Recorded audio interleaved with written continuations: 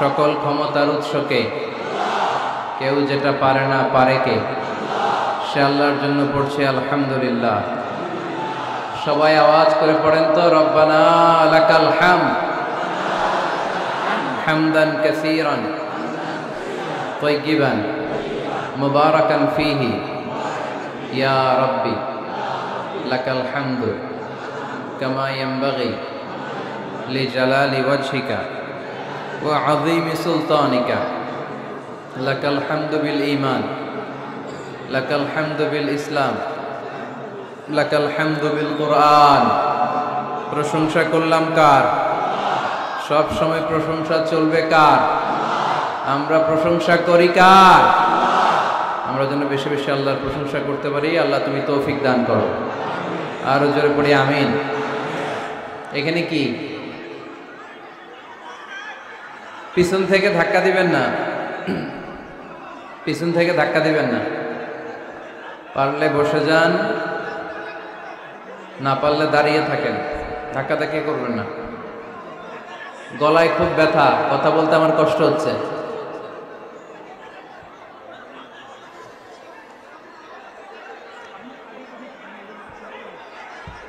সম্মানিত পুলিশ ভাইরা একটু দেখেন, আওয়াজ ছাড়া আকার ইঙ্গিতে একটু দেখেন কি করা যায়। অনেক রাত, ধাক্কা ধাক্কি বিশৃঙ্খলা সামলাতে যদি সময় চলে যায়, কথা শুনবেন কখন? এসেছি আমরা কোরআন থেকে কথা শুনতে, বিশৃঙ্খলা করতে নয়। দেখেই যাদের কথা শুনতে মনে চায়, প্রজেক্টর রাখা হয়েছে, ওখানে আমাকে দেখা যাবে, খুব সুন্দর, খুব সুন্দর আপনি আলোচনা উপভোগ করতে পারবেন। এইখানে ধাক্কা ধাক্কি করে নিজেও পারবেন না, আরেকজনেরও কষ্ট দিবেন। পারলে বসে যান, না পারলে আস্তে আস্তে পেছনে যান। আওয়াজ করবেন না, আওয়াজ করলে আমার সাথে কথা বলেন। এদিকে এদিকে তাকান তো আপনারা। কি কথা? কেন কথা নাই? কথা নাই? বক্কা বক্কা বক্কা। দৌলতপুর ওয়েলফেয়ার সোসাইটি, এলাকার নাম দৌলতপুর। আল্লাহ এলাকাকে তুমি দৌলত দিয়ে ভরে দাও, হেদায়েত দিয়ে ভরে দাও।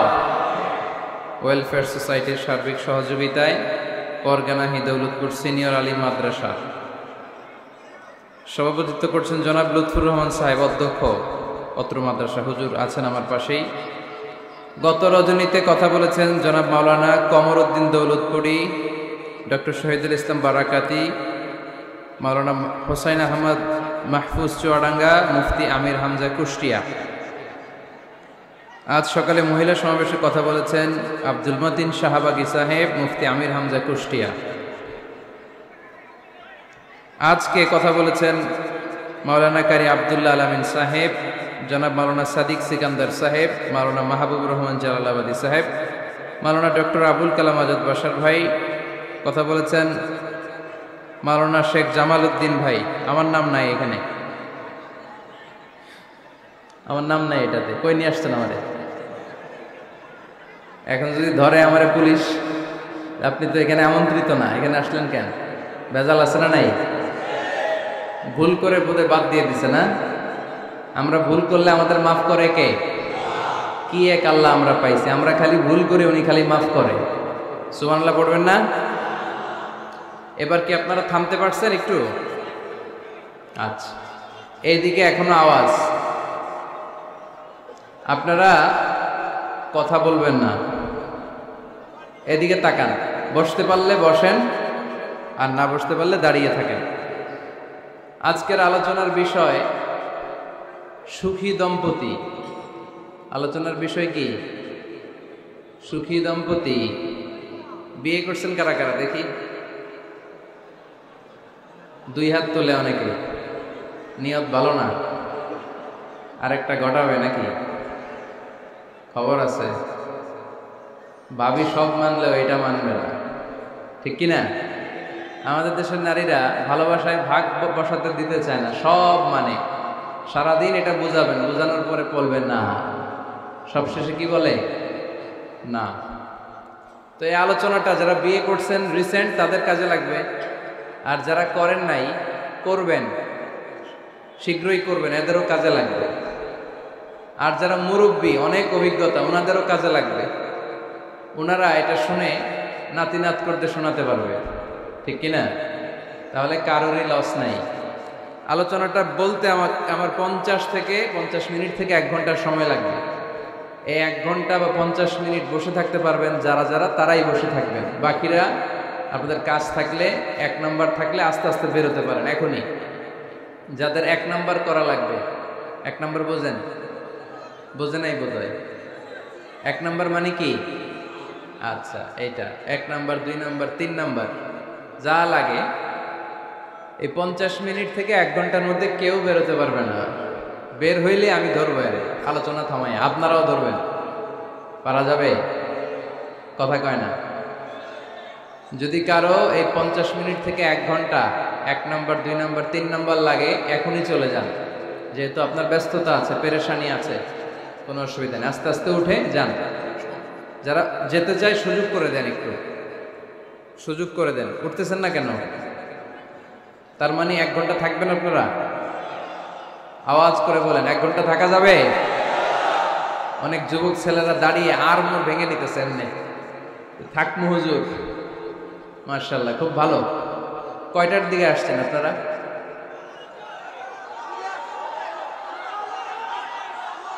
দুপুর 2টা। আরে কি কষ্ট হইতেছে এদের। তো এত ঘন্টা যেহেতু থাকলেন, 8 ঘন্টা 10 ঘন্টা, আর 1 ঘন্টা কি কোরবানি করা যাবে? উঠবেন না? না, আমি কিন্তু সুযোগ দিছি। এই 1 ঘন্টার মাঝখানে কেউ উঠতে পারবে না। আর মনে থাকবে? আওয়াজও করতে পারবে না। এদিকে কি কথা নাই? না, বসতে পারবে না, এরা দাঁড়ায় শুনবে, একেবারে চোখ। প্রতিটা মাহফিলে বিশৃঙ্খলা, কোথাও মন খুলে কথা বলতে পারি না। গেলেই এদিকে ধাক্কা ধাক্কি, মারামারি। প্রজেক্টরের জায়গায় প্রজেক্টর থাকে, সব আসে এদিকে। প্রজেক্টর দিয়ে লাভ হয়েছে কি? প্রজেক্টর আছে, ওই যে দেখা যাচ্ছে কত সুন্দর, ওখানে যান।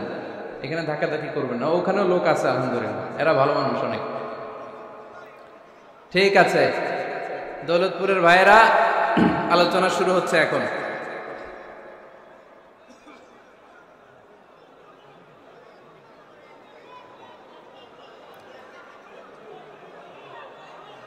কথা বলা যায় এভাবে?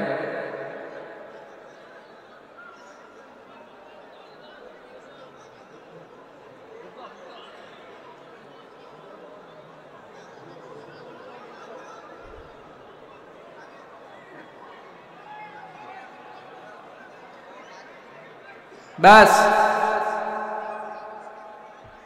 আর আওয়াজ নাই। আলোচনার বিষয় সুখী দম্পতি।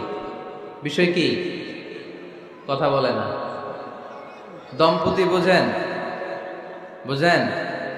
স্বামী আর স্ত্রী বানায় যেজন মিস্ত্রি, সে বড় আজব কারিগর মনরে, সে বড় কঠিন কারিগর, ঠিক কিনা? পৃথিবীর প্রথম দম্পতি হচ্ছে সাইয়েদনা আদম আলাইহিস সালাম আর হাওয়া আলাইহিস সালাম। পৃথিবীর প্রথম স্বামী আদম আলাইহিস সালাম, প্রথম স্ত্রী হাওয়া আলাইহিস সালাম। ওয়া কুলনা ইয়া আদম উসকুন আনতা ওয়া যাওজুকাল জান্নাহ। আল্লাহ বললেন, আদম, তুমি আর তোমার জোড়া বা তোমার স্ত্রী দুজনে মিলে জান্নাতে থাকো। তাহলে ওনারা ছিলেন স্বামী আর স্ত্রী, ঠিক কিনা? তাহলে এই দাম্পত্য সম্পর্কটা এটা জান্নাতি সম্পর্ক। কি সম্পর্ক? উত্তর দিতে হবে দৌলতপুরের ভাইয়েরা। রাগ করছেন আমার সাথে? শীত লাগতেছে? উত্তর দেওয়া যাবে আওয়াজ করে? হ্যাঁ, আওয়াজ করে উত্তর দিবেন, মুখে তালা মেরে বসে থাকা যাবে না। তাহলে পৃথিবীর প্রথম স্বামীর নাম কি? আদম আলাইহিস সালাম। পৃথিবীর প্রথম স্ত্রী হাওয়া আলাইহিস সালাম। এই দাম্পত্য সম্পর্কটা বড় মধুর, বড় গভীর, বড্ড ভালোবাসার, ঠিক কিনা? স্বামী আর স্ত্রী, স্বামী আর স্ত্রী, এই সম্পর্কটাকে আল্লাহ তাআলা কোরআনে পোশাকের সাথে তুলনা করেছেন। কিসের সাথে? পোশাক। আরবিতে বলে লিবাস। আরবিতে কি বলে? লিবাস। আল্লাহ বলেছেন, ও নারীরা, তোমরা পুরুষদের জন্য পোশাক, আর ও পুরুষেরা তোমরা নারীদের জন্য পোশাক। পড়েন সুবহানাল্লাহ। পোশাকের বেসিকলি 3টা কাজ। কয়টা? কেউ কথা কয় না, আরো জোরে বলেন, কয়টা? তো এখন আওয়াজ আসলো কোথা থেকে? আওয়াজ করে উত্তর দিবেন, চিল্লায় বলেন পোশাকের কাজ কয়টা?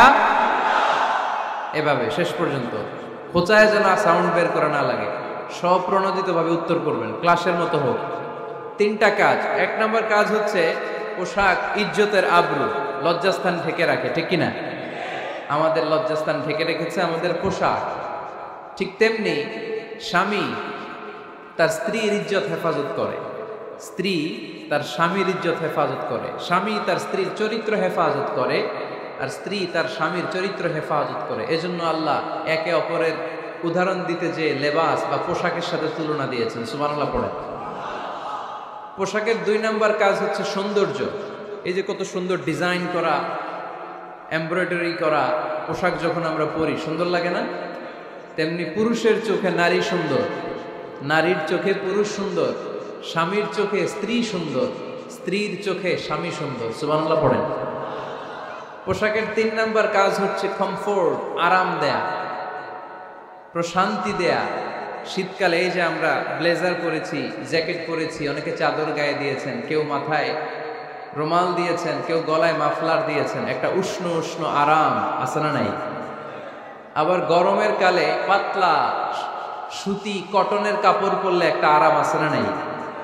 তাহলে পোশাক পরলে যেমনি আমাদের দেহ প্রশান্ত হয়, আরাম পাওয়া যায়, তেমনি স্বামী স্ত্রীর স্পর্শ পেলে সে আরাম পায়, তার হৃদয়টা প্রশান্ত করে দেয় কে? আবার স্ত্রী স্বামীর সঙ্গ পেলে তার মধ্যে প্রশান্তি এনে দেয় কে? এজন্য রব্বুল আলামিন বলেন, হুন্না লিবাসুল লাকুম ওয়া আনতুম লিবাসুল লাহুন্না। ও দুনিয়ার নারীরা, তোমরা হলে পুরুষদের জন্য পোশাক, পুরুষ হলো নারীদের জন্য পোশাক। সুবহানাল্লাহ পড়েন। পোশাক যেমনি ইজ্জত আবরুর হেফাজত করে, তেমনি স্বামী স্ত্রী একে অপরের ইজ্জত হেফাজত করে। পোশাক যেমনি সৌন্দর্য বাড়ায়, স্বামীর চোখে স্ত্রী সুন্দর, স্ত্রীর চোখে স্বামী সুন্দর। পোশাক যেমনি আরাম দেয়, স্বামী তার স্ত্রীর স্পর্শ পেলে, স্ত্রী তার স্বামীর স্পর্শ পেলে হৃদয়ে প্রশান্তি অনুভব করে, ঠিক কিনা? এজন্য দাম্পত্য জীবন, এখানে স্বামীও আছে স্ত্রীও আছে, ইংরেজিতে বলে কাপল, কাপল লাইফ। এই বিশ্ব সভ্যতা নির্মাণে নারী পুরুষ, স্বামী স্ত্রী দুইজনেরই অবদান আছে না নাই?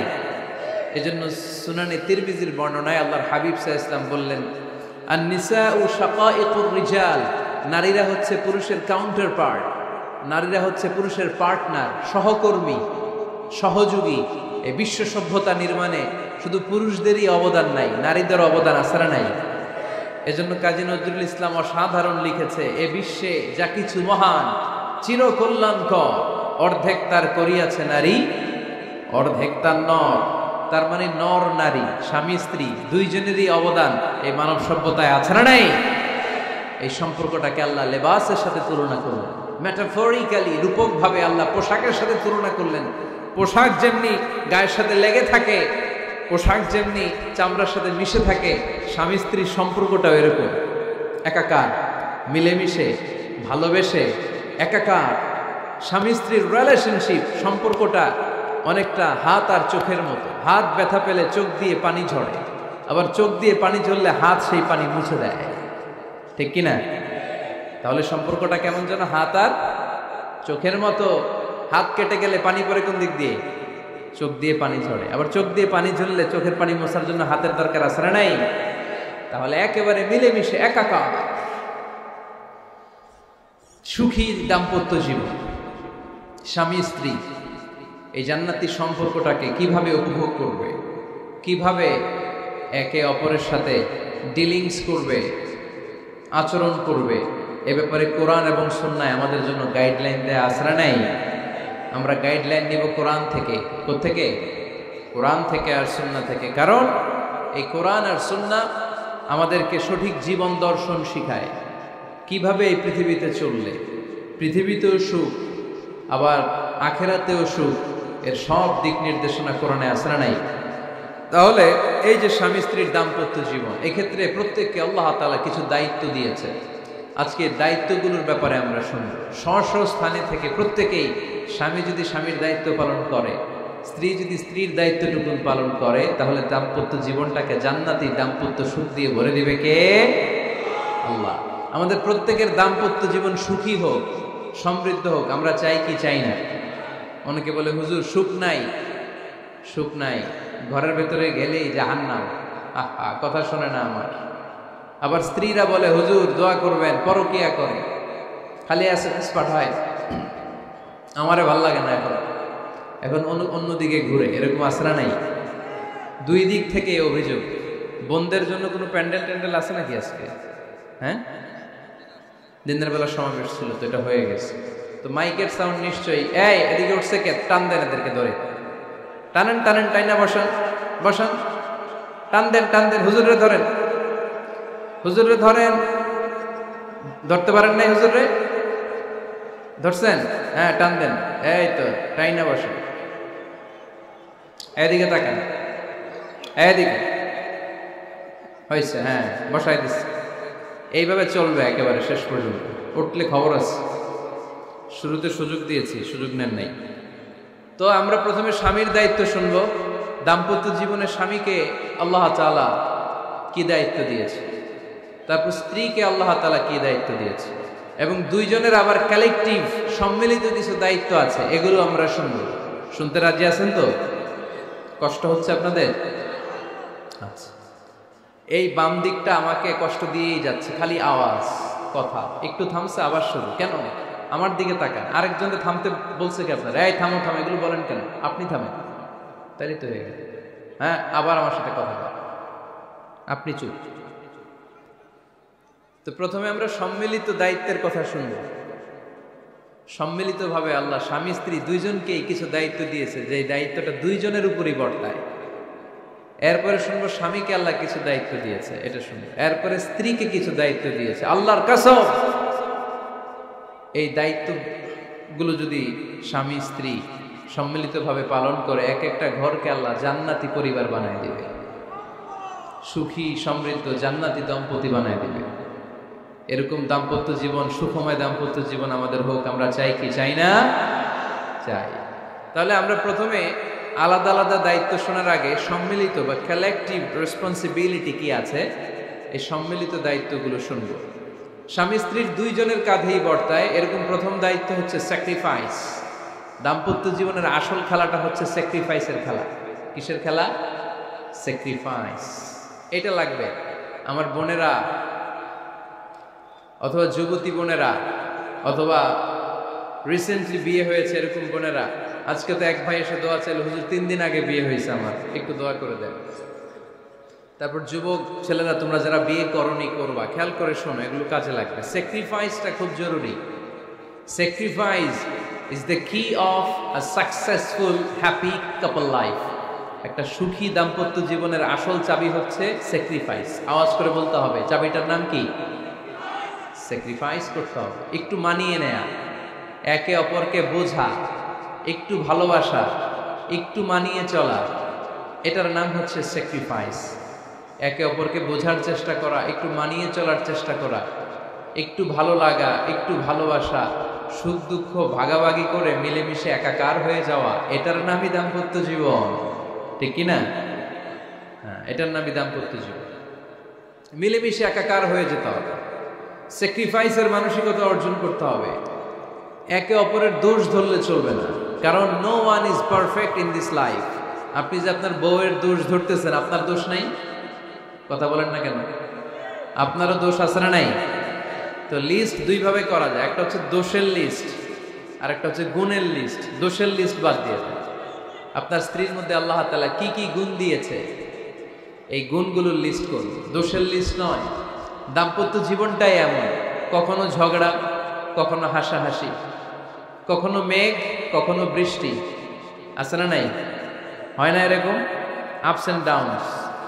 মাঝে মাঝে একটু ঝগড়া, মাঝে মাঝে আবার ভালোবাসা, আবার খুনসুটি, এগুলো মিলেমিশে একাকার করে স্যাক্রিফাইস দিয়ে একে অপরকে জয় করে নিতে হয়। কারণ no one is perfect in this world. এই পৃথিবীতে কেউই পারফেক্ট না। আপনি আপনার বউয়ের দোষ খুঁজলে আপনারও দোষ আছে না নাই? কেউ দোষমুক্ত নয়। এজন্য দোষ না খুঁজে আমরা স্যাক্রিফাইস করি। দাম্পত্য জীবনের এটাকে সুখী সমৃদ্ধ করার 1 নাম্বার চাবিকাঠি হচ্ছে স্যাক্রিফাইস। এইদিকে কয়েকটা হচ্ছে, এগুলো টান দেন, বসান বসান বসান বসান।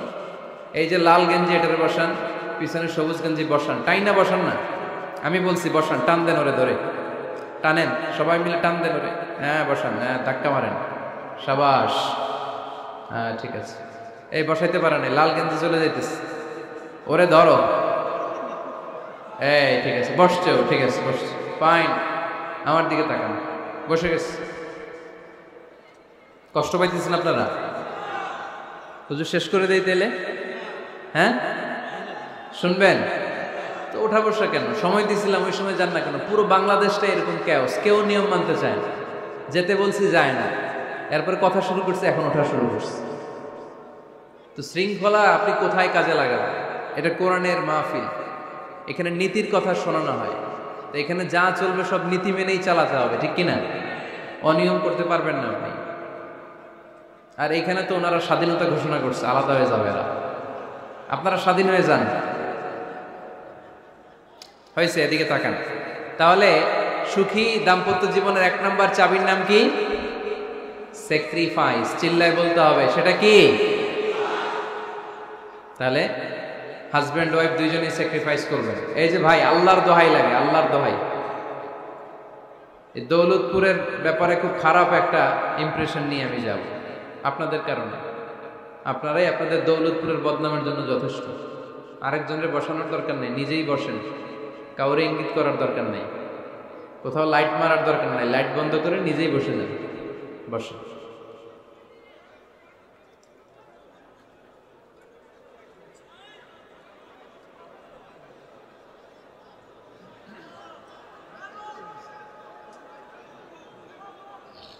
হ্যাঁ ঠিক আছে, এদিকে তাকান।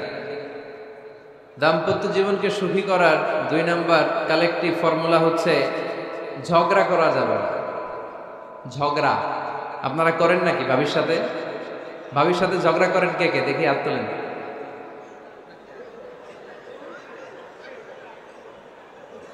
এইদিকে সব আল্লাহর ওলি, এরা ঝগড়া টগড়া করে না। আপনি করেন?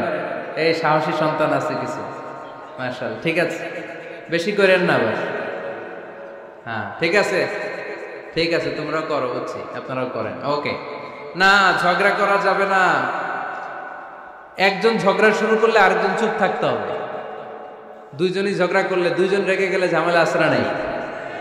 স্বামী রেগে গেলে স্ত্রী চুপ, স্ত্রী কখনো রেগে গেলে স্বামী চুপ, দুইজনই রেগে গেলে তৃতীয় বিশ্বযুদ্ধ, ঠিক কিনা? এজন্য ঝগড়া করতে দেয়া যাবে না। কারণ এই ঝগড়া, সামান্য ঝগড়া থেকে এই ঝগড়া বাড়তে বাড়তে এটা বিচ্ছেদের দিকে গড়ায়, ডিভোর্স হয়ে যায়। এরকম কত কেস যে আমার কাছে আসে, কত কেস যে আমার কাছে আসে যে হুজুর ছোট্ট ঝগড়া থেকে আমাদের মধ্যে ঝগড়া বাড়তে বাড়তে ইগো প্রবলেমের কারণে বিচ্ছেদে গড়ায়। আর এই ঝগড়া একটু শুরু হলে ইবলিশ শয়তানের কাজ হচ্ছে পালে বাতাস দেয়। কি দেয়? পালে বাতাস পেলে এটা দাউ দাউ করে উঁচু হয়ে ওঠে। আগুনের মধ্যে যেমনি কেরোসিন ঢাললে দাউ দাউ করে জ্বলে, সামান্য ঝগড়ার ছোতা পেলে ইবলিশ শয়তান খালি দাউ দাউ করে এই ঝগড়ার আগুনকে জ্বালিয়ে দেয়, ঠিক কিনা? এই জন্য ঝগড়া করবেন না, মেহরবানি করে ঝগড়া শুরু করবেন না। যে কোনো মূল্যে এই ঝগড়াকে থামায় রাখতে হবে। তো ফ্যামিলিতে ঝগড়া অনেক সময় হয়ে যায়, কিন্তু একজন ঝগড়া করলে আরেকজন চুপ থাকতে হবে। ঝগড়া নিয়ে একটা মজার গল্প আছে, শুনবেন? বিশৃঙ্খলা বোধ করলে তো গল্প শোনানো যাবে না, একেবারে চুপ। আমার দিকে তাকান, তাকিয়েছেন? ঝগড়া নিয়ে যে গল্পটা, সেটা হচ্ছে এক স্বামী ওয়াজ শুনে বাড়িতে গেছে রাত 11টায়। তো বাড়ির কাছাকাছি যেতে না যেতে স্ত্রীর আবার স্বভাব হচ্ছে রাতের খাবারটা স্বামীর সাথে একসাথে খায়, আলাদা খায় না। তো বাড়ির সামনে যেই স্বামী ফোন দিছে ওয়াইফকে, এই শুরু করার আগে দরজাটা খোলো, আমি চলে আসছি। তো ওয়াইফ এসে দরজা খুলে দিচ্ছে। এবার স্বামী ঘরে ঢুকে বলে, শুরু করার আগে রাতের খাবারটা দিয়ে দাও টেবিলে, খেয়ে ফেলে। স্ত্রী বেচারি ডাইনিং টেবিলে খাবার দিয়েছে, হাজব্যান্ড বেচারা ওয়াশরুম থেকে ফ্রেশ হয়ে ডাইনিং টেবিলে বসেছে, স্ত্রীও বসেছে। তো খুব বড্ড গরম। হাজব্যান্ড বলে, শুরু করার আগে ফ্যানটা ছাড়। এইবার তো স্ত্রী বেচারি রেগে মেগা আগুন, কি আসার পর থেকে শুরু করার আগে, শুরু করার আগে, কি শুরু করার আগে? হাজব্যান্ড বলে, এই তো শুরু হয়ে গেল। মানে কি? ঝগড়া। মানে কি? ঝগড়া। প্রিয় ভাইয়েরা, ঝগড়া করবেন না। স্বামী রেগে গেলে স্ত্রী চুপ থাকবেন, স্ত্রী রেগে গেলে স্বামী চুপ থাকবেন। কারণ সহিহ মুসলিমে এসেছে, ইন্না ইবলিসা ইয়াদাউ আরশাহু আলাল মা। ইবলিস শয়তান তার সিংহাসন গেড়েছে সাগরের উপর। কোথায়? ইবলিসের সিংহাসন কোথায়? সাগরের উপর। সুম্মা ইয়াবআসু সারায়াহু, সে প্রতিদিন সকালবেলা তার সাঙ্গপাঙ্গরে গোটা পৃথিবীতে পাঠায়, যা পৃথিবীতে ফাসাদ সৃষ্টি কর, ফাসাদ সৃষ্টি কর। ইবলিস যখন সাঙ্গপাঙ্গদেরকে গোটা পৃথিবীতে ছড়িয়ে দেয়, সারাদিন ধোকা দেওয়ার পরে, ওয়াসওয়াসা দেওয়ার পরে, রাত্রিবেলা ইবলিসের কাছে ফিরে আসে, এসে বলে, ও ইবলিস, আমি আজকে আল্লাহর বান্দাদেরকে দিয়ে মিথ্যা কথা বলিয়েছি। ইবলিস বলে, এটা তো কোনো ব্যাপারই না, এগুলোই তো তোদের কাজ। আরেক শয়তান বলে, আমি ওজনে কম দিয়েছি একজনের মাধ্যমে বাজারে। ইবলিস বলে, এটাও তেমন বড় কোনো কাজ নয়। আরেকজন বলে, আমি সুদের ডিলিংস করিয়েছি। ইবলিস বলে, এটাও কোনো কাজ নয়। আরেক শয়তান বলে, আমি মদের আড্ডাখানায় নিয়ে মসজিদে যেতে নিয়েছিল, সেখান থেকে সরিয়ে মদের আড্ডাখানায় আল্লাহর বান্দাদেরকে নিয়েছি। ইবলিস বলে, এইটাও তেমন বড় কোনো কাজ নয়। আরেক শয়তান এসে বলে, মা তারাকতুহু হাত্তা ফাররাকতু বাইনাহু ওয়া বাইনা ইমরাআতিহি, আমি এক আল্লাহর বান্দার সাথে বান্দির ঝগড়া লাগিয়ে, ঝগড়া করাতে করাতে তালাক পর্যন্ত নিয়ে গিয়েছি। মা তারাকতুহু হাত্তা ফাররাকতু বাইনাহু ওয়া বাইনা ইমরাআতিহি, আমি এক ইমানদার পরিবারকে ধ্বংসের শেষ প্রান্তে নিয়ে গিয়েছি। সামান্য ঝগড়ার পরে আমি ওয়াসওয়াসা দিতে দিতে ঝগড়া বাড়াতে বাড়াতে তালাক পর্যন্ত নিয়েছি। ইবলিস বলে, শাবাশ, তুই তো কাজের মতো কাজ করেছিস, আমার কাছে আয়, আমার কাঁধে ওঠ। ইবলিস তখন ওই শয়তানকে কাঁধে নিয়ে নাচতে শুরু করে। নাউজুবিল্লাহ পড়বেন না? এজন্য ইমানদারদের সংসার ভেঙে খান খান হোক, এটা হলে ইবলিস খুশি, আর ইমানদারের পরিবার টিকে থাকলে আমার আল্লাহ খুশি। আমরা কার খুশি চাই? এজন্য শয়তানরে খুশি হতে দেওয়া যাবে না। ইমানদারদের পরিবারগুলো ঝগড়ার মাধ্যমে ভেঙে যাক, সব সময় শয়তানের মিশন এটা। আর ইমানদারদের পরিবারগুলো টিকে থাক, এটা আমার আল্লাহ সব সময় চায়। সুবহানাল্লাহ পড়েন। এজন্য দৌলতপুরের ভাইরা, ঝগড়া করবেন না। ঝগড়া কিন্তু নবী রাসূলদের পরিবারেও ছিল, আল্লাহ রাসূল সাল্লাল্লাহু আলাইহি ওয়াসাল্লামের পরিবারেও ঝগড়া ছিল। এটা স্বাভাবিক, দাম্পত্য জীবনের খুব সিম্পল ইস্যু। একজন রাগ করলে আরেকজন থেমে যাবে। পারবেন? কি হলো, পারবেন না? আল্লাহর হাবিব সাল্লাল্লাহু আলাইহি ওয়াসাল্লামের সাথে আম্মা জান আয়েশার ঝগড়া হতো। মজার একটা হাদিস শুনি, সহিহ বুখারীর হাদিস, মুসনাদে আহমদ ইবনে হাম্বলও এসেছে এই হাদিসটা। আম্মা জান আয়েশার সাথে ঝগড়ার পর আম্মা জান আয়েশাও রাগ, আল্লাহ রাসূল সাল্লাল্লাহু আলাইহি ওয়াসাল্লামও রাগ। এখন রাগ মেটানোর দরকার আছে না নাই? আল্লাহ রাসূল সাল্লাল্লাহু আলাইহি ওয়াসাল্লাম বললেন, আয়েশা চলো মিটমাট করে ফেলি। সুবহানাল্লাহ কইবেন না? চলো মিটমাট করি। তো কারে ডাকবো মিটমাটের জন্য? ওমর রে ডাকি। আম্মা জান আয়েশা বলে, না, ওমর গলিফ, ওমর খুব মেজাজওয়ালা, আমার ডর লাগে। তোমার আব্বারে ডাকি। আব্বারে ডাকেন। আব্বারে ডাকেন। খুশি হয়ে গেছেন আম্মা জান আয়েশা রাদিয়াল্লাহু। আবু বকর রাদিয়াল্লাহু চলে আসলেন, দাঁড়ালেন। এবার বিষ্ণু ইসা ইসলাম বললেন, তাতাকাল্লিমিন আও আতাকাল্লাম, কি ঘটছে আমাদের মাঝে, তুমি বলবা না আমি বলবো? আম্মা জান আয়েশা বললেন, তাতাকাল্লামু আনতা ওয়ালা তাকুল ইল্লা হাক্কান, আপনিই বলেন, তবে সত্য ছাড়া মিথ্যা বললেন না। আবু বকর রাদিয়াল্লাহু তাআলা শুনে রেগে গেলেন, কি এ কেমন কথা তোমার? নবীকে উদ্দেশ্য করে তুমি বলছো সত্য ছাড়া মিথ্যা বলবেন না, নবী কখনো মিথ্যা বলবে নাকি? রেগে মেয়ের গায়ে মেরেছে এক চোর। চোর খেয়ে আম্মা জান আয়েশা উল্টে পড়ে গেলেন। সাইয়েদনা আবু বকর রাদিয়াল্লাহু তাআলা রেগে গড়গড় করতে লাগলেন, আবার মারার জন্য উদ্যত হলেন। আম্মা জান আয়েশা রাদিয়াল্লাহু তাআলা বাঁচার জন্য এবার বিশ্বনবীর পিছনে যে আশ্রয় নিলেন। সুবহানাল্লাহ পড়বেন না? বিশ্বনবী সাইয়েদনা আবু বকরের সামনে দুই হাত মেলে ভেবে দাঁড়িয়ে গেলেন। আল্লাহর হাবিব যখন আম্মা জান আয়েশাকে বাঁচানোর জন্য দুই হাত উঁচু করে দাঁড়িয়ে গেলেন, সাইয়েদনা আবু বকর থেমে গেলেন। সাইয়েদনা আবু বকর এই পরিস্থিতি দেখে ঘর থেকে বের হয়ে ঘরের বাইরে দাঁড়ালেন। এবার আল্লাহর রাসূল সাল্লাল্লাহু আলাইহি ওয়াসাল্লাম আম্মা জান আয়েশাকে তুললেন, বললেন, ইয়া আয়েশা কাইফা রাআইতিনি আনকাসতুকি মিনার রাজুল, দেখলা নাকি কেমন করে আমি তোমার বাবার হাত থেকে তোমারে বাঁচালাম? আজকে আমি যদি সামনে দাঁড়িয়ে না বাঁচাতাম, তোমার বাবা তোমারে একেবারে মেরেই ফেলতো। সুবহানাল্লাহ পড়ে। দেখছো আয়েশা, আমি বাঁচাইলাম তোমারে, আমার সাথে ঝগড়া করো, আমি বাঁচাইলাম। এই কথা শুনে আম্মা জান আয়েশা রাদিয়াল্লাহু তাআলা লজ্জায় পড়ে হেসে দিলেন। সুবহানাল্লাহ পড়বেন না? এত আস্তে সুবহানাল্লাহ। লজ্জায় হেসে দিলেন। বিশ্বনবী সাল্লাল্লাহু আলাইহি ওয়াসাল্লাম এবার হেসে দিলেন। দুইজনের হাসাহাসি শুনে বাইরে থেকে আবু বকর রাদিয়াল্লাহু তাআলা আনহু হাসির আওয়াজ শুনে অবাক, কিরে এতক্ষণ যুদ্ধ এখন আবার হাসি কেন? হাসে দেখার জন্য সাইয়েদনা আবু বকর রাদিয়াল্লাহু তাআলা আনহু ঘরের ভেতরে ঢুকলেন। ঢুকে দেখেন আম্মা জান আয়েশাও হাসে, বিশ্বনবীও হাসে, সাইয়েদনা আবু বকর হেসে দিলেন। আরশের উপর থেকে খুশি হয়ে গেলেন কে?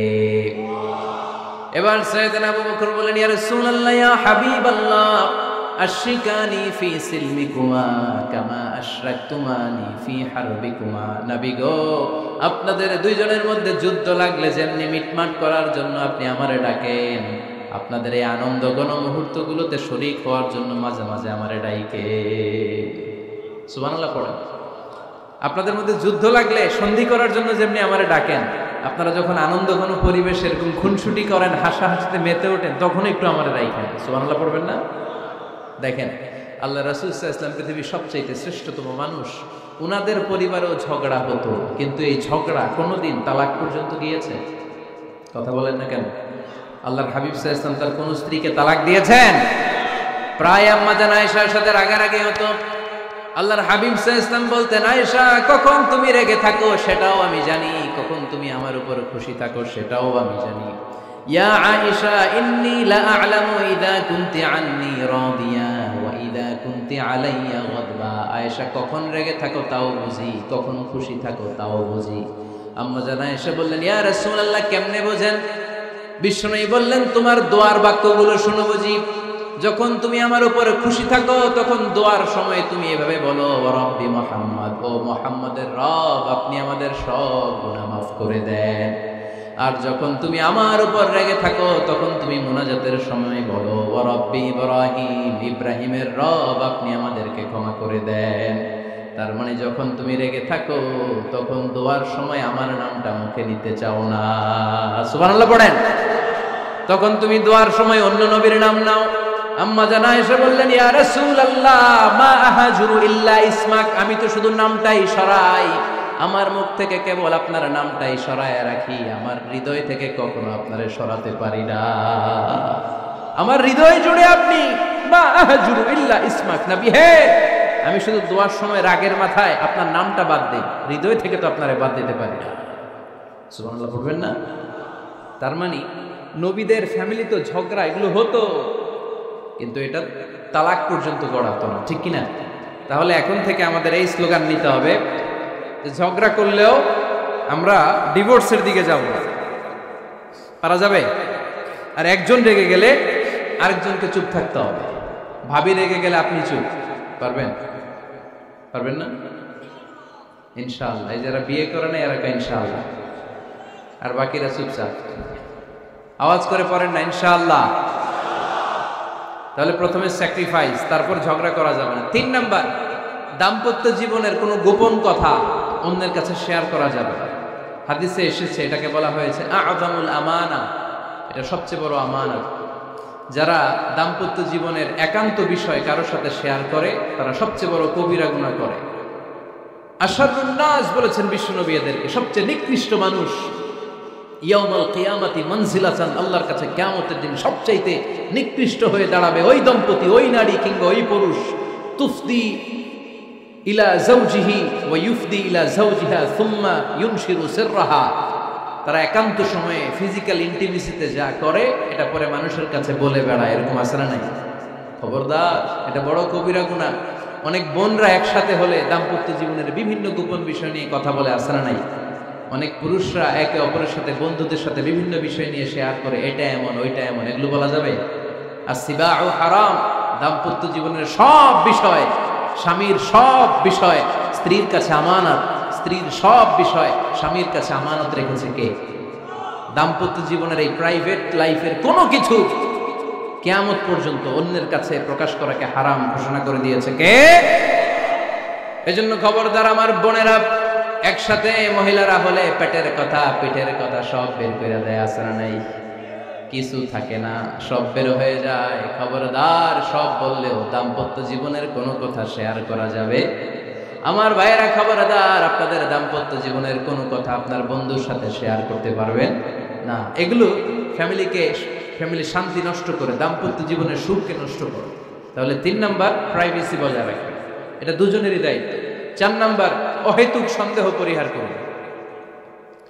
অনেক স্ত্রী আছে হাজবেন্ডের খালি সন্দেহ করে, ওদিকে তাকাই লাগেন, ওই মেয়ের দিকে তাকাই লাগেন, মোবাইল দেখি, মোবাইল দাও, ফেসবুকের পাসওয়ার্ড দাও, ঢুইকা দেখি মেসেঞ্জারে কার সাথে চ্যাট করছে, এই অফিসের ফাইল দেখি, এই এটা দেখি, এই তোমার ইনবক্স চেক করবো, এদিকে দাও। আছে না নাই? এই সন্দেহ ঘরটারে জাহান্নামের টুকরো বানিয়ে ছেড়েছে। অহেতুক সন্দেহ করবেন না।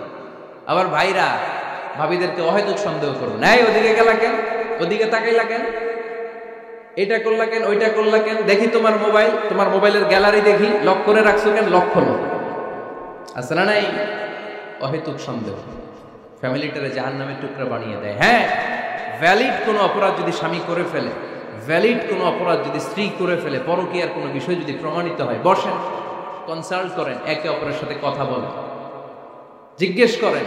কিন্তু অহেতুক, আমি অনেক ফ্যামিলি এরকম দেখেছি, আমার কিছু বন্ধুকেও আমি দেখেছি যে এদের অবস্থা খুব খারাপ, খালি সন্দেহ করে। আছে না নাই?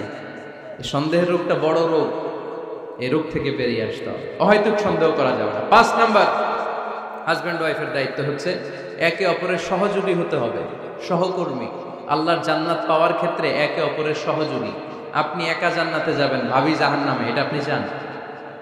জি না, আওয়াজ নাই আমগো গলায়। আপনি এটা চান? ভাবি একা জান্নাতে যাবে, আপনি যাবেন না, এটা ভাবি চায়? চায় না। তাহলে গেলে একসাথেই যান না, একসাথেই যান, একসাথেই যাবেন, আলাদা না। এজন্য আল্লাহর আনুগত্যে, আল্লাহর ইবাদতে, দাম্পত্য জীবনে একে অপরের সহযোগী হতে হবে। স্বামী ভুল করলে স্ত্রী সুন্দর করে শুধরে দিবে, স্ত্রী ভুল করলে স্বামী শুধরে দিবে। ফজরের সময় স্ত্রী হাজবেন্ডকে ডেকে দিবে, উঠতে না চাইলে ঠান্ডা পানির ছিটা দিবে। কারণ জান্নাতে একা যাওয়া যাবে না, গেলে দুইজনই যাবে। কথা কয় না? দুইজনেই জান্নাতে যাওয়ার দরকার আছে না নাই? যত বেশি আপনারা আল্লাহর আনুগত্যে আগাতে পারবেন, তত আপনাদের মহাব্বত বাড়াই দিবে কে? এই যে হাজব্যান্ড ওয়াইফের ভালোবাসাটাকে বলে লাভ পিরামিড। কি pyramid? Love pyramid, like triangle, ত্রিভুজ আকৃতির। হাজব্যান্ড ওয়াইফের ভালোবাসাটা ত্রিভুজ আকৃতির। The closer the couple comes to Allah, the closer the comes to each আদার।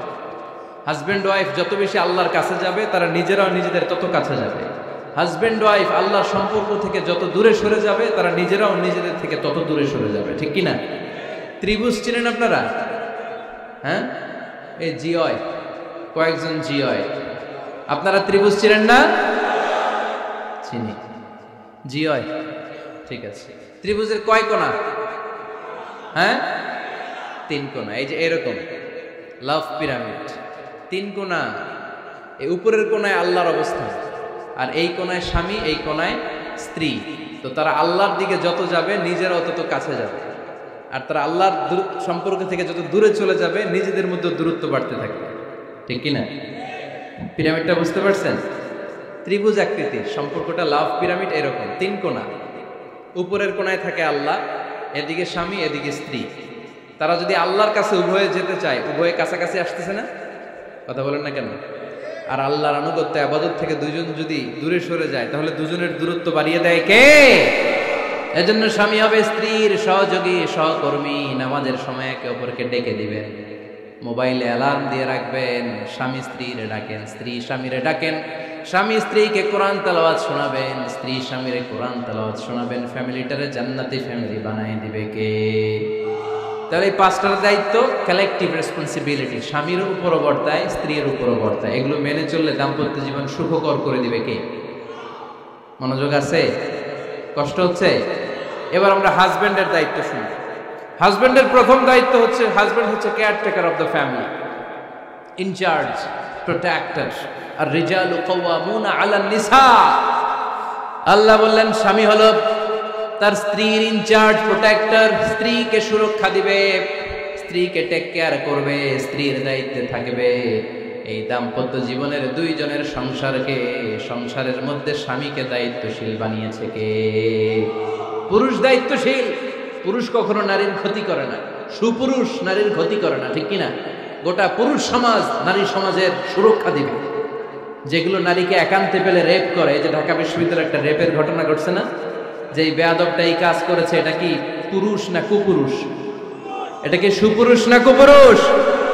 সুপুরুষ নারীর প্রোটেকশন দেয়, নারীর টেক কেয়ার করে, তার ইনচার্জ, তার দায়িত্বশীল। দাম্পত্য জীবনে অর্থনৈতিক যত দায় দায়িত্ব আছে সব আল্লাহ তাআলা পুরুষের কাঁধে দিয়েছে। কার কাঁধে? এই দাম্পত্য লাইফে নারীর কোনো অর্থনৈতিক দায় দায়িত্ব নারীর কাঁধে আল্লাহ দেয় নাই। এজন্য সব অর্থনৈতিক দায়িত্ব পুরুষের ঘাড়ে। 4টা অর্থনৈতিক দায়িত্ব আছে। পুরুষ নারীকে মহারণা দিবে, পুরুষ নারীকে খাবারের ব্যবস্থা করবে, পুরুষ নারীকে পোশাকের ব্যবস্থা করবে, পুরুষ নারীর জন্য রেসিডেন্সিয়াল ব্যবস্থা করবে। ঠিক কি না? وآتوا النساء صدقاتهن نحلة فإن طبن لكم عن شيء منه نفسا فكلوه هنيئا مريئا। সুবহানাল্লাহ পড়ে। সব স্বামীদেরকে আল্লাহ ডেকে বললেন, ও স্বামীরা শোনো শোনো, বিয়ের পর সাথে সাথে স্ত্রীর কাছে তুমি মোহরানা আদায় করে দাও। মোহর দেয়া নফল নাকি ফরজ? জোরে বলেন। তোমরা কি দাও? সিলুটি পুলা মোহরানা দাও? হ্যাঁ, মোহরানা দিতাই নাকি যৌতুক খাইতা? খিতা করতা? হ্যাঁ, কি দিব? মোহরানা দিব। মোহরানা দেয়াকে ফরজ করেছে কে? আল্লাহ। তো মোহর দিতে টাকা লাগে না? এই টাকার দায়িত্ব পুরুষের ঘাড়ে দিছে কে? 2 নাম্বার দায়িত্ব, আলাল মাউলুদি লাহু রিজকুহুন্না ওয়া কিসওয়াতুহুন্না বিল মা'রুফ। স্বামী স্ত্রীর জন্য খাদ্যের ব্যবস্থা করবে, পোশাকের ব্যবস্থা করবে। 3 নাম্বার, ওয়াসকিনুহুন্না মিন হাইসু সাকানতুম মিন ওয়াজদিকুম। নিজের সামর্থ্যের মধ্যে থেকে স্ত্রীর জন্য রেসিডেন্সিয়াল একটা এরিয়ার ব্যবস্থা করে দিবে। সুবহানাল্লাহ। তাহলে অর্থনৈতিক দায়িত্বের মধ্যে 4টা: মোহরানা দেয়া, মিলস খাবারের ব্যবস্থা করা, মানে ফুডিং অ্যান্ড ক্লোথিং, পোশাকের ব্যবস্থা করা, সর্বশেষ রেসিডেন্সিয়াল ব্যবস্থা করা। এই যে অর্থনৈতিক সব দায়িত্ব, খরচ যেখানেই আছে সব দায়িত্বগুলো পুরুষের কাঁধে দিল কে? চিল্লায় বলেন কে? খরচের সবকিছু আল্লাহ তাআলা পুরুষের কাঁধে দিয়েছে। এটা হচ্ছে পুরুষের ফিনান্সিয়াল দায়িত্ব। এবার দাম্পত্য জীবনে পুরুষের নন ফিনান্সিয়াল কিছু দায়িত্ব আল্লাহ তাআলা দিয়েছে, এগুলো আমরা শুনি। এদিকে ওঠাওটি করলেন কে কে দেখি? আটকান, এদেরকে আটকান। ধরেন ধরেন, এদেরকে ধরেন। হ্যাঁ, কি হইছে? শেষ করে দিব তো? খিতা কইতা? হ্যাঁ, জোরে মাতো। চলবে চলবে? হ্যাঁ, তাকবীর পড়েন তো দেখি। যারা চলবে বলতেছেন লিল্লাহি তাকবীর।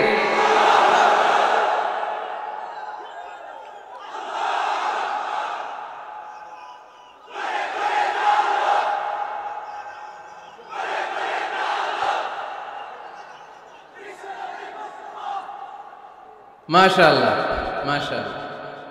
এবার দাম্পত্য জীবনে নন ফিনান্সিয়াল পুরুষের যে দায়িত্ব আছে সেটা আমরা শুনবো। 1 নাম্বার দায়িত্ব হচ্ছে স্বামীর উচিত স্ত্রীর সাথে ভালো আচরণ করা। ভালো আচরণ করেন তো আপনারা? জি হয়। এই শুধু উনি করে, বাকিরা খিতা কর্তা, মারামারি কর্তা নেই, খিতা কর্তা। হ্যাঁ, সালাম দিবেন, স্ত্রীকে কি দিবেন? আল্লাহ বললেন, ওয়া আশিরুহুন্না বিল মা'রুফ। স্ত্রীর সাথে কোমল ভাষায়, ভালো শব্দে, ভালো বাক্যে, ভালো কথা বলো। স্ত্রীর সাথে খারাপ আচরণ করো না। স্ত্রীকে দেখলে তুমি মুচকি হাসি দাও। অনেক স্বামী আছে কখনো স্ত্রীকে দেখলে মুচকি হাসি দেয় না, চেহারাটা বাংলা পাসের মতো এরকম করে রাখে। আছে না নাই? দৌলতপুরের লোকের অবশ্য অনেক ভালো। এই যে সবার মুখে হাসি, মুচকি হাসি। হাসেন তো, মুচকি হাসি দেন তো একটা। আওয়াজ করলে মুচকি হাসি হয় নাকি? এটা মুচকি হাসি, দাঁত দেখা যাবে না, সাউন্ড হবে না, শুধু এখানে একটু একটা এক চিলতে হাসির একটা ঝলক করবে, এটার বলে মুচকি হাসি। কেন? রাসূলুল্লাহ সাল্লাল্লাহু আলাইহি ওয়াসাল্লাম আকসারু তাবাসসুমান, আল্লাহর হাবিব সাল্লাল্লাহু আলাইহি ওয়াসাল্লাম সব সময় মুচকি হাসতেন। অনেকে আছে চেহারা গোমরা করে রাখে, জীবনেও হাসে না, এরকম আছে না নাই? দেখছেন এরকম আছে? এই এলাকায় তো নাই না? আছে। হাসবেন হাসবেন, মুচকি হাসতে পয়সা লাগে না। পয়সা লাগে? এজন্য হাসবেন। আল্লাহর হাবিব সাল্লাল্লাহু আলাইহি ওয়াসাল্লাম বলেছেন ফাস্তাউসু বিন-নিসাই খায়রা, নারীর সাথে ভালো আচরণ করো। নারীদেরকে বাঁকা পাঁজরের হাড় দিয়ে তৈরি করা হয়েছে। এই হাড়কে সোজা করতে গেলে ভেঙে যাবে, রেখে দিলে বাঁকাই থেকে যাবে। তো কি করতে হবে? ফাস্তাউসু বিন-নিসাই খায়রা, কোমল আচরণ করো। আবার আল্লাহর হাবিব সাল্লাল্লাহু আলাইহি ওয়াসাল্লাম বললেন রিফকাম বিল কাওয়ারির, নারীদেরকে কাচের তৈজসপত্র বাসনের সাথে, গ্লাসের সাথে আল্লাহর হাবিব সাল্লাল্লাহু আলাইহি ওয়াসাল্লাম তুলনা করলেন। কাচের তৈজসপত্র, কাচের গ্লাস, কাচের প্লেট যেমনি আস্তে তুলতে হয়, আস্তে রাখতে হয়, নারীদের সাথে এরকম কোমল আচরণ করার আদেশ দিয়েছে কে? কাচের গ্লাস, তৈজসপত্র, জগ কিভাবে রাখেন আপনারা? খুব জোরে এরকম থাপাস করে নাকি? উঠানোর সময় থাপাস করে উঠান? খুব স্মুথলি এটা ধরতে হয়, স্মুথলি এটা রাখতে হয়। তেমনি নারীদের সাথেও স্মুথলি আচরণ করবেন। নারীদেরকে যত আপনি কোমল মোলায়েম ভাষায় কথা বলতে পারবেন, তারা তত আপনার কথা শুনবে। যত সুন্দর সুন্দর কথা, নারীকে, স্ত্রীকে বলবেন তুমি আমার সব, তুমি আমার কৈতরি, তুমি আমার টুনটুনি, তুমি আমার ময়না পাখি, তুমি আমার সোনা পাখি। ওই যে কয় কলিজা, তার মানে প্র্যাকটিস চলে বাসায়। আর কি ডাকেন? ভাবিরে কি ডাকেন বলেন? জান।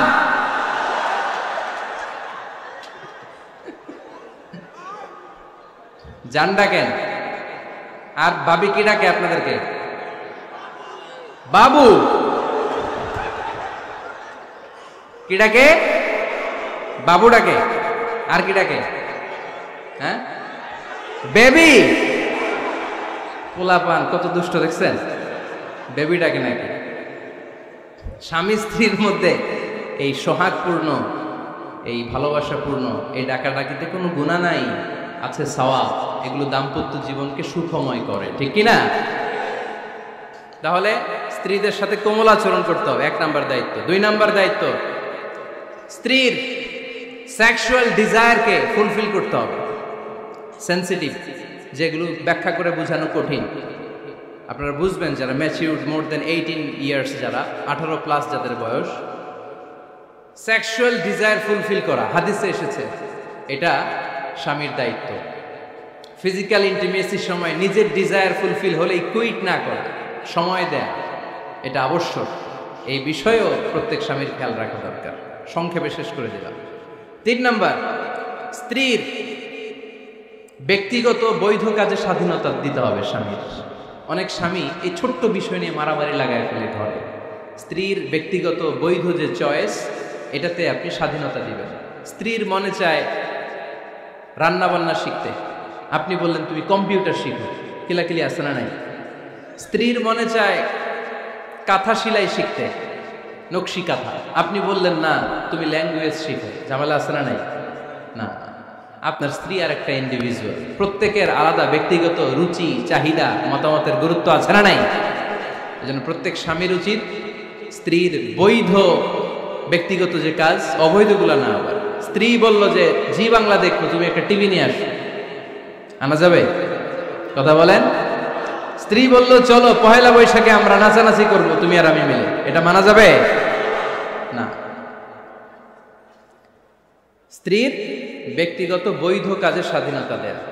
আম্মা জান আয়েশা রাদিয়াল্লাহু তাআলা আনহা বলেন, ওয়া কানা লি সাওয়াহিবু ইয়ালআবনা মাই, বুখারীর বর্ণনা। আমি যখন আল্লাহর হাবিব সাল্লাল্লাহু আলাইহি ওয়াসাল্লামের বাড়িতে বউ হয়ে আসলাম, আমার কিছু খেলার সাথী ছিল। আমি কাপড় দিয়ে পুতুল বানাতাম আর ঘোড়া বানাতাম, এগুলো দিয়ে খেলতাম। আমার সাথীরা আসলে রাসূল সাল্লাল্লাহু আলাইহি ওয়াসাল্লাম ঘরের পর্দা নামিয়ে দিয়ে আমার জন্য ঘরটা ছেড়ে দিত। সুবহানাল্লাহ কইতে পারলেন না? আল্লাহর হাবিব সাল্লাল্লাহু আলাইহি ওয়াসাল্লাম কখনো বলতেন না আয়েশা তোমার বান্ধবীরা যেন ঘরে না আসে, কখনো বলতেন না আয়েশা আমি নবী মানুষ, তুমি নবীর বউ, তুমি কেন পুতুল দিয়ে খেলো, তুমি কেন কাপড় দিয়ে পুতুল বানাও, কেন ঘোড়া বানাও, এগুলো বন্ধ করো। কোনদিন বিশ্বনবী আম্মা জান আয়েশা রাদিয়াল্লাহু তাআলা আনহার পুতুল খেলায় বাদ সাজেন নাই, সাথীদের সাথে খেলাধুলায় কখনো বাধা দেন নাই। সুবহানাল্লাহ পড়েন। ছোট্ট মেয়েদের জন্য কাপড়ের পুতুল দিয়ে খেলাধুলা করা এটা জায়েজ, কারণ ছোট্ট মেয়েরা দেখবেন পুতুল বানায়, এটারে দুধ খাওয়ায়, এটার জন্য রান্না করে, এটারে গোসল করায়। এটাকে ছোট্ট মেয়েদের জন্য পুতুল খেলা জায়েজ রাখা হয়েছে এজন্য, কারণ তারাই কিছুদিন হবে এই প্রজন্মের মা। তাদের সন্তানদেরকে কেমন করে লালন পালন করবে তার একটা প্র্যাকটিস খেলার ছলেই ছোটবেলায় হয়ে যায়। সুবহানাল্লাহ পড়েন। এজন্য 3 নাম্বার দায়িত্ব স্ত্রীর ব্যক্তিগত হালাল যে কাজগুলো আছে তার ব্যক্তিগত এই ভালো কাজগুলোতে আপনার স্বাধীনতা দিতে হবে, বাধা দেয়া যাবে না। 4 নাম্বার দায়িত্ব স্ত্রীর প্রশংসা করবেন। কি করবেন? প্রশংসা। আমরা খালি দোষ খুঁজি, তোমার রান্না ভালো না, তোমার চেহারা ভালো না, তোমার বাপ ভালো না, তোর মা ভালো না, তোর 14 গোষ্ঠী খারাপ, আছে না নাই? তো এই বেডি আপনারা ভালোবাসবে? এই বেডি তো আজীবন আপনার বদনাম করবে, ঠিক কিনা? কোনোদিন তারে আপনি প্রশংসা করলেন না, প্রশংসা করবেন। স্ত্রীর চেহারার প্রশংসা করেন, যে তুমি সুন্দর, তুমি সুন্দরী, এরকম বলেন, খুশি হবে না? হ্যাঁ, তুমি সুন্দর তাই চেয়ে থাকি, সে কি মোর অপরাধ? কোনো অপরাধ নাই, ইচ্ছা মতো গাইতে থাকেন স্ত্রীর শানে গান, সব আসারা নাই।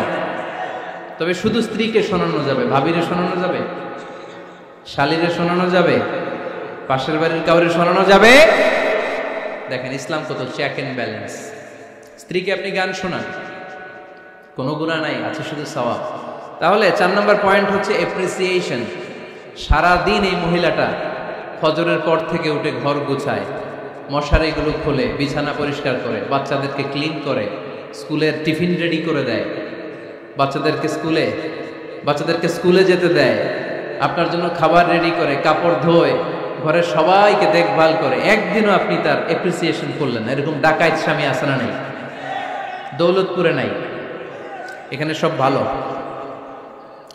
এপ্রিসিয়েট করবেন। আমরা ভুলে যাই, একটা থ্যাঙ্কস দিতে ভুলে যাই, একটা জাযাকিল্লাহ, আল্লাহ তোমাকে জাযা দেখ, এটাও বলি না। এদিকে তাকান, বলবেন তুমি সুন্দরী, তুমি অনন্যা, তুমি সুস্নিগ্ধা, তুমি প্রিয়ংবদা, তুমি সুহাসিনী, তুমি সুকেশিনী, তুমি সুভাষিনী, তুমি অসূর্যম পোষ্যা, মেঘে কালো কেশ, কাজল কালো চুল, হরিণের মতো ডাগর ডাগর দুটি তোমার চোখ। আহা, যে পোলাপান খুশি হয়ে গেছে। আহা, ওরা মুখস্থ রাখতেছে, বলবে এগুলা, বিয়ে করে নাই কিন্তু এখনো। তো জায়গা মতো বলবা, গার্লফ্রেন্ডে বলো না। আবার কাকে বলবা? স্ত্রীকে। কাকে? স্ত্রীকে। পারা যাবে না? একটু এপ্রিসিয়েশন দেওয়া যাবে না? ওনাদেরকে একটু প্রশংসা করবেন। প্রশংসা পেলে নারীরা বড্ড খুশি হয়। যদি আপনি বলেন যে তোমার রান্নাটা আজকে অসাধারণ হয়েছে, দেখবেন আরেক বাটি আইনা দিতেছে, খাইতে পারতেছেন, এরপরে পাতে তুলে দেয়, আরেকটু খাও, আরে খাও না, আছে না নাই? ওই যে প্রশংসা করছেন, খুশি হয়ে গেছে তো। আপনি 10,000 টাকার বান্ডিল দিয়ে আপনার বউকে যত খুশি করতে না পারবেন, রান্না মজা হয়েছে এইটা বলে আপনি অনেক বেশি খুশি করতে পারবেন। আল্লাহর হাবিব সাল্লাল্লাহু আলাইহি ওয়াসাল্লাম কখনো স্ত্রীদের রান্নার বদনাম করে নাই। সুবহানাল্লাহ পড়বেন না? আওয়াজ করে পড়েন সুবহানাল্লাহ। আজ থেকে স্ত্রীর সৌন্দর্যের প্রশংসা করবেন, কাজের প্রশংসা করবেন, রান্নার প্রশংসা করবেন, এপ্রিসিয়েশন দিবেন। পারবেন তো? রান্নার প্রশংসা নিয়ে মজার একটা গল্প আছে, শুনতে চান? তো উঠতে শুরু করলেন যে, হ্যাঁ, এখন আর কে কারে ধরবে? অনেকে উঠে গেছে। 2টার দিকে যারা বসা, প্রায় আমার মাহফিলগুলোতে এই সমস্যা হয়। গাইবান্ধাতে আমি গেলাম, জিজ্ঞেস করলাম কখন আসছেন? কয় ফজর পরে আসছেন। তো ফজর পরে আসছেন, এত আগে আসছেন কেন? কয় জায়গা পাবো না, এই জন্য। লক্ষ লক্ষ মানুষ, কে কাকে নিয়ন্ত্রণ করবে? লক্ষ লক্ষ মানুষ। আমার জীবনে এত বড় প্যান্ডেল আমি কথা বলি নাই। এরা সকাল থেকে বসে আছে, পেশাব আটকে রাখছে, এটা ক্ষতিকর না? এরা আজহারিকে দেখার পরে এরপরে ওঠা আরম্ভ করছে। দেখাইছি, কয় দেখা গেছি হুজুর, এরপরে চলে যাচ্ছে। তা আপনাদের কি অবস্থা এরকম? হ্যাঁ, আচ্ছা ঠিক আছে। তো রান্নার প্রশংসা নিয়ে যে মজার গল্পটা আপনাদের শোনাতে চাই, এদিকে তাকান, মনোযোগী হন। আমার ওয়াজ শুনে এক লোক মনে মনে নিয়ত করছে যে আয়রে, জীবনে তো রান্নার প্রশংসা করলাম না, আজকে রান্নার প্রশংসা করব। তো মাহফিল শেষে বাসায় গেছে, স্ত্রী তাকে খাবার দিয়েছে, স্বামী খাবার খায় আর মিটি মিটি হাসে। স্ত্রী বলে, এই মাহফিল শুনে আসছো, রাত বাজে 12টা, খাচ্ছ ভালো কথা, হাসো কেন? তো স্বামী বলে, হাসি এর কারণ হচ্ছে তোমার রান্নাটা আজকে এত মজা হয়েছে না, জীবনে আজকে বাড়ায় বাড়ায় কইতেছি তো, জীবনে এত মজার রান্না খাই নাই। রান্না মজা হয়েছে শুই না, স্ত্রী তো রেগে গেছে, কি গত 10 বছর ধরে তোমারে রান্না করে খাওয়াই, একদিনও রান্নার প্রশংসা করলা না। আর আজকে পাশের ঘরের ভাবি একটু গরুর গোশতের তরকারি পাঠাইছিল বাটিতে করে, পাশের ঘরের ভাবি একটু আমাদের বাড়িতে তরকারি পাঠাইছিল, তো ওই তরকারি দিয়েই তোমাকে খাবার দিছি, আজকে রান্না টান্না আমি করি নাই। তো ওই বেটির রান্না তোমার এত ভাল লাগছে, এই 10 বছরে একদিনও কইলা না, আজকে এটা কইলা। খাও খাও, তোমার মজার খাওয়া, আর রান্ধুম না। তো প্রশংসা করলে বুঝে শুনে করবেন, একটু এনশিওর হবেন যে রান্নাটা করছিল কে। তা না হইলে কিন্তু ঘরে চুলায় আগুন জ্বলবে না, টানা রোজা রাখা লাগবে, ঠিক কিনা? তো 4 নাম্বার গেলে এপ্রিসিয়েশন, একটু এপ্রিসিয়েশন দিবেন। আল্লাহর হাবিব সব সময় স্ত্রীদের প্রশংসা করতেন। সেই বুখারীর বর্ণনা, আল্লাহর হাবিব বলেন, ইন্না ফাদলা আয়েশা আলান নিসা কাফাদলি সারিদ আলা সাইরিত তাআম।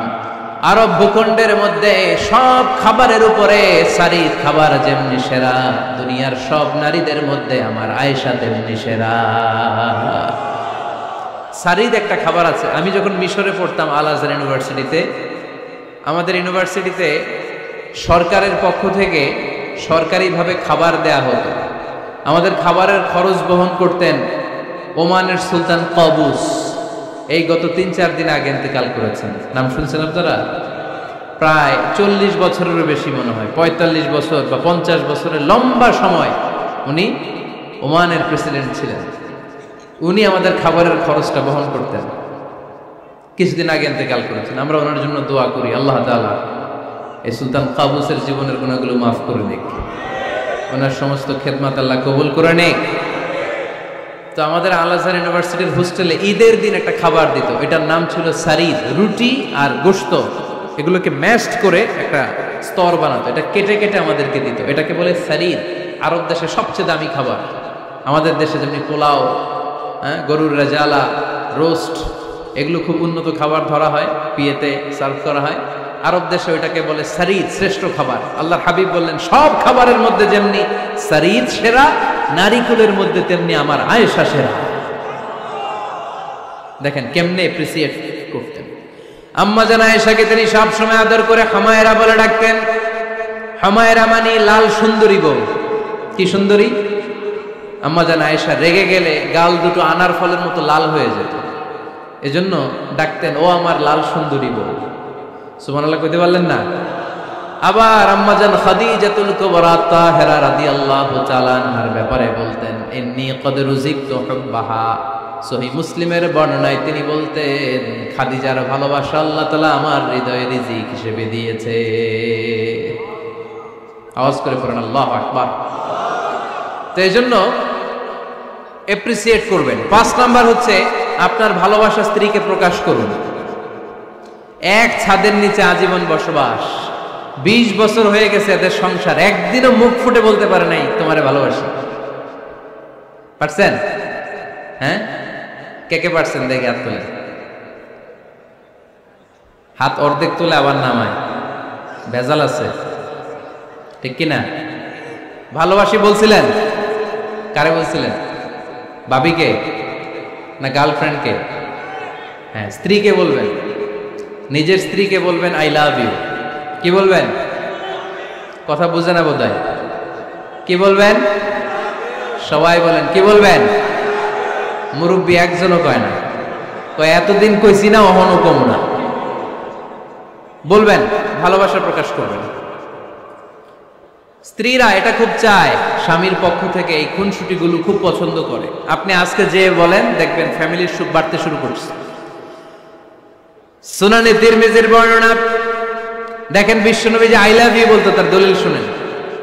সাহাবারা জিজ্ঞেস করলেন, ইয়া রাসূলুল্লাহ, মান আহাব্বুন নাস ইলাইক, ও নবী কারে সবচেয়ে বেশি ভালোবাসেন? Who do you love the most? নবী কাকে সবচেয়ে বেশি লাভ করেন আপনি? সাহাবারা প্রশ্ন করলেন, ইয়া রাসূলুল্লাহ কাকে লাভ করেন বেশি? আল্লাহর হাবিব সাল্লাল্লাহু আলাইহি ওয়াসাল্লাম বললেন, আয়েশা, আয়েশা রে। সুবহানাল্লাহ কইবেন না? সাহাবারা বললেন, ওয়া মিনার রিজাল, পুরুষদের মধ্যে কারে বেশি পছন্দ করেন? বিশ্বনবী বললেন আবুহা, আয়েশার বাবারে। সাইয়েদনা আয়েশা রাদিয়াল্লাহু তাআলা আনহার বাবার নাম কি? আবু বকর। কি নাম? আবু বকর। আল্লাহ হাবিব সাল্লাল্লাহু আলাইহি ওয়াসাল্লাম বললেন সবচেয়ে বেশি লাভ করি আয়েশাকে। সাহাবারা বললেন অমিনার রিজাল, পুরুষদের মধ্যে কারে বেশি লাভ করেন? আল্লাহর হাবিব সাল্লাল্লাহু আলাইহি ওয়াসাল্লাম বললেন আয়েশার বাবারে। সুবহানাল্লাহ পড়েন। আম্মা জান আয়েশাকে বিশ্বনবী এত ভালোবাসতেন। আম্মা জান আয়েশা পেয়ালার যেইখানে ঠোঁট লাগিয়ে দুধ পান করতেন, বিশ্বনবী পেয়ালার ওই জায়গাটা খুঁজে খুঁজে ওই জায়গায় ঠোঁট লাগিয়ে দুধ পান করতেন। আম্মা জান আয়েশা রাদিয়াল্লাহু তাআলা আনহা গোশত খেয়ে হাড্ডি চষে হাড্ডিটা রেখে দিলে বিশ্বনবী আম্মা জান আয়েশার চষা হাড্ডিটা মুখে নিয়ে আবার চষতে শুরু করে দিতেন। পড়েন সুবহানাল্লাহ। দুইজন একসাথে এক বালতি থেকে পানি নিয়ে গোসল করতেন। পড়েন আল্লাহু আকবার। তাহলে এভাবে ভালোবাসা প্রকাশ করতে পারবেন তো? 6 নাম্বার স্বামীর দায়িত্ব হচ্ছে গৃহস্থলী ছোটখাটো যে কাজ আছে এই কাজগুলোতে হেল্প করা। আমরা অনেক সময় এগুলোর লজ্জা মনে করি। আল্লাহর হাবিব সাল্লাল্লাহু আলাইহি ওয়াসাল্লাম আমাদের মডেল। আল্লাহর হাবিব সাল্লাল্লাহু আলাইহি ওয়াসাল্লাম ঘরের কাজে সাহায্য করতেন। আপনারা এইভাবে ওঠা শুরু করলেন? হ্যাঁ, বউকা বসেন বসেন বসেন, শেষ করে দিচ্ছি আর 10 মিনিট, বসেন। আল্লাহর হাবিব সাল্লাল্লাহু আলাইহি সাল্লাম ঘরের কাজে সাহায্য করতেন। আপনারা ঘরের কাজে সাহায্য করেন তো? আম্মা জান আয়েশা বলেন বিশ্বনবী নিজ হাতে জুতা সেলাই করেছেন, নিজ হাতে জামা সেলাই করেছেন। মুসনাদে আহমদ ইবনে হাম্বলের বর্ণনা, আল্লাহর রাসূল সাল্লাল্লাহু আলাইহি ওয়াসাল্লাম দুধ খেতে মন চাইলে নিজ হাতে ছাগলের দুধ দহন করেছেন। সুবহানাল্লাহ। নিজে আটার খামির বানাতেন, আম্মা জান আয়েশা চুলায় সেকা দিতেন। আবার আম্মা জান আয়েশা রাদিয়াল্লাহু তাআলা আনহা আটার খামির বানাতেন, বিশ্বনবী এটা চুলায় সেকা দিতেন। সুবহানাল্লাহ পড়ে। দুধ খেতে চাইলে নিজ হাতে বিশ্বনবী ছাগির ওলান থেকে দুধ দহন করে আম্মা জান আয়েশার কাছে এনে দিয়ে দিতেন। সুবহানাল্লাহ পড়ে। তাহলে ঘরের কাজে সহায়তা করবেন, ঘরের কাজে সহায়তা। 7 নাম্বার হালাল এন্টারটেইনমেন্ট, হালাল বিনোদন, এটা ইসলাম জায়েজ রেখেছে। অনেকে আমরা বিনোদনটাকে হারাম মনে করি, এরকম আছে না? নেই? হ্যাঁ, বিনোদন দুই ধরনের, একটা হারাম এন্টারটেইনমেন্ট আর একটা হচ্ছে হালাল এন্টারটেইনমেন্ট। আম্মা জান আয়েশা রাদিয়াল্লাহু তাআলা আনহাকে নিয়ে মরুভূমিতে দৌড়াদৌড়ি করতেন। ভাবির সাথে দৌড়াদৌড়ি করছেন কারা কারা? দেখি হাত তোলেন। হ্যাঁ, দৌড়াদৌড়ি করছেন কোথায়? যৌতুকের লাগে হেতেরে দৌড়াইছেন? হেতি বাসাল্লাই দিছে দৌড়, এই দৌড়াদৌড়ি না। আম্মা জান আয়েশা রাদিয়াল্লাহু তাআলা আনহার সাথে বিশ্বনবী মরুভূমিতে দৌড়াদৌড়ি করেছেন। বলেছেন আয়েশা দেখো কে কার আগে ওই খেজুর বাগান ধরতে পারে, তুমি আগে না আমি আগে। একবার বিশ্বনবী জিতলেন, তার 7 বছর পরে প্রথমে আম্মা জান আয়েশা রাদিয়াল্লাহু তাআলা আনহা দৌড়ে জিতলেন। তার 7 বছর পরে বিশ্বনবী জিতে আম্মা জান আয়েশাকে হারায় দিলেন। পড়েন সুবহানাল্লাহ। ঈদের দিন আম্মা জান আয়েশাকে হাবাসী সাহাবাদের তীর আর বল্লম দিয়ে যে খেলা চলতেই খেলা দেখাতেন। সুবহানাল্লাহ পড়েন। বিশ্বনবী খেলা দেখাতেন আম্মা জান আয়েশাকে। এই হচ্ছে স্বামীর দায়িত্ব। হালাল এন্টারটেইনমেন্ট আপনি করতে পারবেন। বসেন, দোয়া করে দিচ্ছি, বসেন। বুঝতে পারছেন অনেক আগে আসছেন আপনারা। বসেন, বসে যান, এখনই দোয়া হচ্ছে। বসেন বসেন বসেন বসেন, এখনই দোয়া করব। বসে যান, বসে যান। বউকা মাদ্রাসার বিল্ডিং এর কন্ট্রাক্টরের জন্য দোয়া চেয়েছেন, আমরা দোয়া করি আল্লাহ কবুল করুক। আমার ছেলে মেয়ের বিয়ের বয়স হয়ে গেল, পরিবারে বিয়ের কথা বলতে পারি না, লজ্জায়। আহারে কি কষ্ট। মনে করি পরে করে, এটা বললে তারা বলবে এখনো বয়স হয় নাই বিয়ের, পরিবার থেকে বিয়ের কথা চিন্তা করে না। এ ব্যাপারে কিছু বলুন। কিছু বললাম। এই সমস্যা পুরো বাংলাদেশের। ছেলে মেয়েদেরকে সময় মতো বিয়ে দেয় না। ইউটিউবে এই নিয়ে আমার কথাবার্তা পাবেন, শুনে নিয়ে। ছেলের বাবা মেয়ের বাবাদেরকে বলি, ছেলে মেয়েরা উপযুক্ত হলে বিয়ে দিয়ে দেন। বিয়ে না দিলে যৌবনের তাড়নায় যত পাপ করবে, এই পাপগুলো মা বাবার কাঁধেও আছড়া নেই। আচ্ছা, 8 নাম্বার স্বামীর দায়িত্ব হচ্ছে, স্বামীর দায়িত্ব বলেই এখন দোয়া। স্ত্রীর মতামতের গুরুত্ব দিবেন। অনেক স্বামী আছে বাজার করতে গেলে নিজের যেটা মন চায় ওইটাই কিনে, আছড়া নেই। নিজে গরু খাবে, খাসি খাবে, খালি ওইটাই কিনে। আপনার বউ হয়তো পছন্দ করে আচার, পছন্দ করে জলপাই, আমড়া, এগুলো আনে না, আছড়া নেই। খোঁজ খবর নিবে। অনেকে ফ্ল্যাট কিনতে মনে চায়, হুট করে কিনে ফেলে না, ভাবিরে জিজ্ঞেস করবেন কোন দিকে কিনলে ভালো হয়, ওয়াশরুমটা কোন দিকে দিতে হবে, কিচেনটা কোন দিকে দিলে সুবিধা, জানালাগুলো কোথায় দিলে সুবিধা, এগুলো সব ডিসাইড করে নেবেন। এই কারণেই দাম্পত্য জীবনে সুখ নাই। 9 নাম্বার, একসাথে সময় কাটাবেন।